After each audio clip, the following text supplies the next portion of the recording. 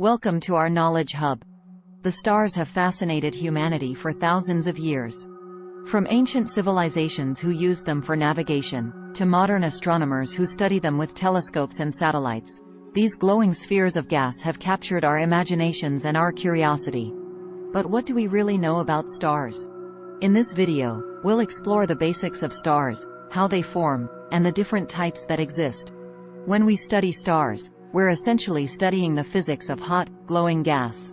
Stars are formed from huge clouds of gas and dust that collapse under their own gravity, until the pressure and temperature in the center of the cloud is high enough to trigger nuclear fusion.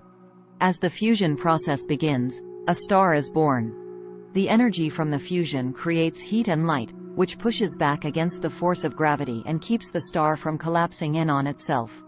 The size and lifespan of a star depends on its mass. The more mass a star has, the hotter and brighter it will be, and the faster it will consume its fuel. Smaller stars, on the other hand, burn much more slowly and can last for billions of years. There are many different types of stars, each with their own unique characteristics. For example, red giants are massive stars that have expanded and cooled as they age, while white dwarfs are small, dense stars that are the remnants of older stars that have run out of fuel. By studying the light emitted by stars, we can learn a lot about their composition and properties. We can even use this information to search for planets around other stars, which can help us understand more about the potential for life beyond our own solar system. So the next time you look up at the stars, remember that they are not just beautiful points of light in the sky.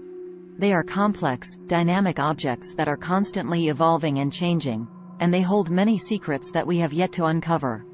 Thanks for watching, and don't forget to subscribe for more videos about the wonders of the universe.